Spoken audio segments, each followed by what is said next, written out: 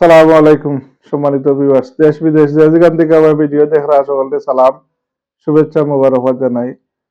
আমরা এক কথা আছে আপনার যে সিলেটি ভাষায় হয় যে তলে পড়লেও জিত, উপরে পড়লেও জিত থাকি আপনার। যেমন আরলেও আপনি কইবা আপনি জিতছেন, জিতলেও কইবা আপনি জিতছেন নাকি। এটা কথা কইলাম কেন লাগি, ও দেখো আপনারা খেলা চলে রাখি আমরা বাংলাদেশ আর পাকিস্তানে আর কি। তো ইটা দিন তো আর আগর দিন তো নাই আর কি। আমি খরাম আপনারা রে ব্যাক 99-এর কথা যে ওয়ার্ল্ড কাপ আমরা ব্রিটেনও হয়েছিল আপনার। তো এই ওয়ার্ল্ড কাপও আমরা বাংলাদেশে আপনার পাকিস্তান দিয়ে আড়াইছিল। পাকিস্তান দিয়ে আপনার আড়াইয়া একটা চমক আস্থা দুনিয়ার মাঝে বাংলাদেশের নামের সময় ফুটিয়া উঠছিল ওয়ার্ল্ড কাপের মাঝে 99 1999 ইংরেজি ব্রিটেনও যে আইসিসি ওয়ার্ল্ড কাপ হয়েছিল, এই ওয়ার্ল্ড কাপও আমি নিজে আপনার মাঠও গিয়া খেলা দেখছি আর কি আমার। তো খেলা জিতার পরে পাকিস্তানি হলে ফাইনতে কইলা আমরা যারা লগে চলতা উল্টা এটা কইলা যে পাকিস্তানে ইচ্ছা কইরা আসছে, ইচ্ছা কইরা আর ইয়া বাংলাদেশে একটা সুযোগ দিচ্ছে আর কি। তো আমি দেখলাম যে তারা আর পরেও কয়া কি যে তারার জিতা কি কইটা ইচ্ছা কইরা যে আমরা যে কেন কাম করতাম কন্ট্রোলারেরা দরিয়া আরো পাকিস্তানি কলিগ আসলা, এটা সবচেয়ে হইন হইন না, এটা ইচ্ছা হইরা বাংলাদেশে একটা প্ল্যাটফর্ম দেওয়ার লাগে, সুযোগ করার লাগে। কিন্তু আসলে বাংলাদেশে খেলা এই সময় পাকিস্তানের বাগা বাগা প্লেয়ার হল একবারে ওয়াসিম আকরাম, ওয়াকার ইনুস, সাকলাইন মুস্তাকি, সাকলাইন মুস্তাক, এরপরে আপনার ওয়ার্ল্ডের একবারে ওয়ান অফ দ্য ফাইন্স ব্যাটসম্যান আপনার সাইদা নোয়ার আসলা, ইঞ্জি আসলা, ইনজামামুল হক আসিল, আপনার সেলিম মালিক আসলা, মানে সে আসলা না টিম আর কি। পাকিস্তানও এটা মানে ওয়ার্ল্ড সেরা। আর তারা এ সময় ওয়ার্ল্ড কাপও এই একবারে ফাইনালও গেছিল আপনার।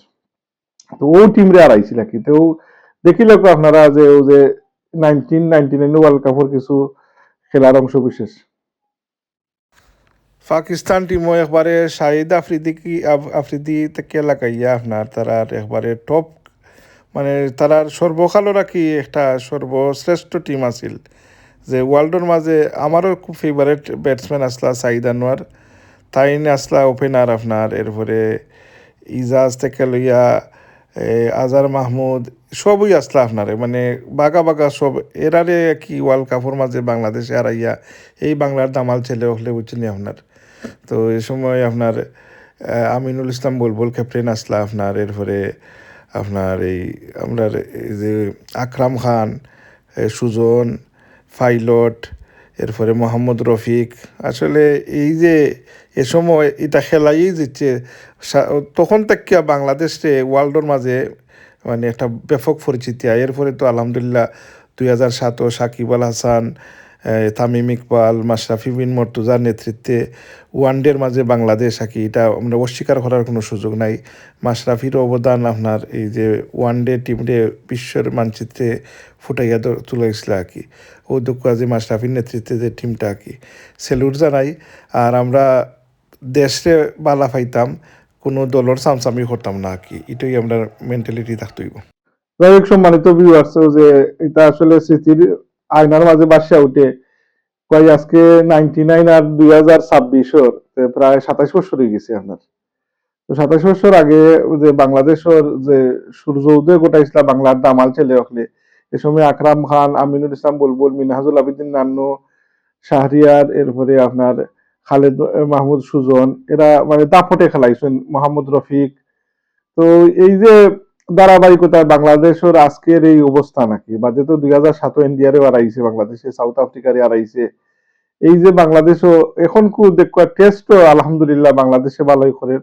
প্রথম টেস্ট আপনার মিরপুরও এই যে জোরে হারাইছেন আপনার, পাকিস্তান দিয়ে হারাইছে। আর এখন কুর যে ম্যাচ দেখলাও দুঃখ আপনার 327 রানও লিড লইছে আপনার, 327 রানে আবার সিলেট বেনুত আপনার খেলা ওরা কিন্তু।